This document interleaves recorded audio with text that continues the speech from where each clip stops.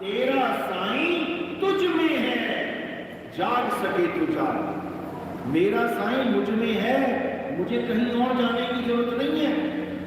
लेकिन ऐसा तब होगा जब आपके जीवन में कोई आत्मज्ञानी गुरु आए, जो आपकी आत्मा का भेद जानता है। वो आपको श्वासों से, तत्वों से, इन लोकों से परे कर देगा। कोई कह रहा है सतलोक जाना है, कोई कह रहा है अलग अनामी लोक जाना है, कोई कह रहा है ब्रह्म लोक जाना है, कोई कह रहा है गोलोक जाना है, शिव लोक जाना है। किसी लोक में नहीं जाना। जो भी लोकों में चला गया वो आता और जाता रहेगा। इसीलिए कबीर साहब ने निवेड़ा कर दिया, लोक अलोक शब्द है भाई, और जिन जाना तिन संशय जाई।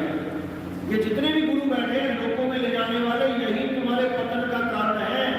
ये तुम्हें एक लालच दे देते हैं कि बेटा उस लोक में चल, वहां पर ऐसा है वैसा है, सोने की सड़कें हैं, दूध की नदियां हैं।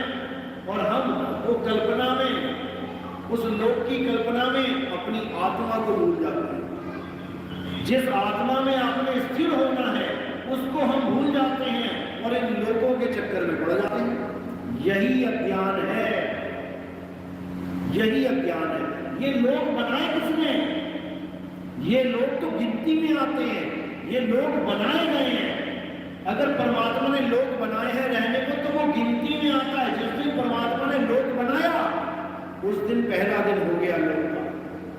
पहला दिन हुआ है तो एक आखिरी दिन भी होगा, क्योंकि जो चीज बन गई वो एक दिन बिगड़ेगी, इसमें कोई संशय नहीं है।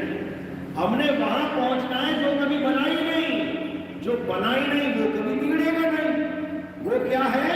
वो हमारी आत्मा है। हे अर्जुन, इस आत्मा का ना तो कभी जन्म होता है और ना ही आत्मा की कभी मृत्यु होती है, क्योंकि वो सदा से है, वो सदा से है।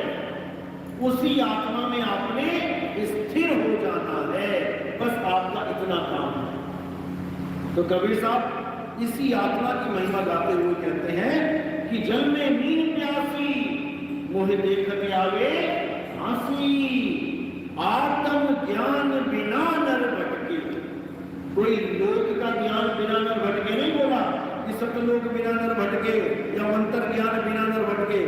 मंत्रों को तो झूठ बोल दिया उन्होंने। कोई भी गुरु आपको कोई भी मंत्र देता है, समझ लो उसने तुम्हें फंसा लिया, काल के जाल में तुम्हें फंसा लिया। क्योंकि सारे मंत्र इंसानों ने बनाए हैं। किसी ने हिंदी भाषा में बना लिए, किसी ने अरबी में बना लिए, किसी ने अंग्रेजी में बना लिए। ये सब इंसानों की उपज है। परमात्मा ने कभी कोई मंत्र नहीं बनाया। अगर परमात्मा ने मंत्र बनाया होता तो सारे संसार के लिए वो एक ही होता, एक ही भाषा का होता। जैसे मान के चलो परमात्मा ने आसमान बनाया तो सबके लिए एक सा बनाया। अमेरिका वाला ये नहीं कह सकता कि मेरा आसमान अलग है। अगर परमात्मा ने पानी बनाया तो सबके लिए एक सा बनाया, हवा बनाई तो सबके लिए एक सी बनाई, धरती बनाई सबके लिए एक सी बनाई, अग्नि बनाई सबके लिए एक सी बनाई। तो अगर ये मंत्र बनाए तो सबके अलग अलग क्यों बना दिए? तुम हिंदुस्तान में नाम ले रहे हो, इसलिए तुम्हारा गुरु हिंदुस्तानी में नाम ले रहा है, हिंदी भाषा में नाम ले रहा है। तुम अरब देश में चले जाओ, वहां पे हिंदी ना जाने कोई, तुम्हें अरबी में कोई नाम दे देगा। तुम जापान में चले जाओ, तुम्हें जापानी में नाम पकड़ा दिया जाएगा। तुम चीन में चले जाओ, वहां तुम्हें चीनी भाषा में नाम पकड़ा दिया जाएगा। क्योंकि ये नाम इंसानों ने बनाए हैं, अपनी अपनी भाषाओं में बना लिए हैं। इसलिए अगर कोई तुम्हें भाषा वाला नाम देता है, गुरु, गुरु नहीं कहेंगे, गुरुआ कहेंगे। जो तुम्हें भाषा वाला नाम देता है वो तुम्हें उलझा गया। अब तुम नहीं सुलझ पाओगे। क्यों? क्योंकि तुमने 52 अक्षरों को अपने सिर पे रख लिया, उस मंत्र को भगवान बना के सिर पे रख लिया, जो मंत्र नकली है। नकली कैसे है?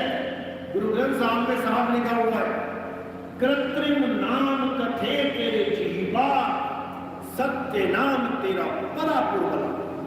यानी नकली नाम जितने भी मुंह मुंह से बोले जाते हैं ये नाम, ये सब नकली हैं, कृत्रिम नाम कथे तेरे जीवा, जीभ से बोले जाने वाले, मुंह से बोले जाने वाले, होठ कंठ से बोले जाने वाले सारे नाम नकली हैं, मैन मेड हैं, इंसानों के द्वारा बनाए गए हैं। लेकिन वो सच्चा नाम, वो सतनाम, तेरा परापुर वाला, वो कोई आदमी नहीं बना सकता। सतनाम कह लो, चाहे उसको आत्म देव कह लो, एक कोई चीज है।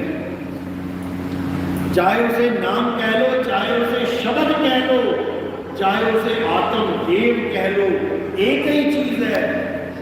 इसी को कबीर साहब ने कहा, हम हैं शब्द, शब्द हम नहीं और हमसे भिन्न और कछु नहीं।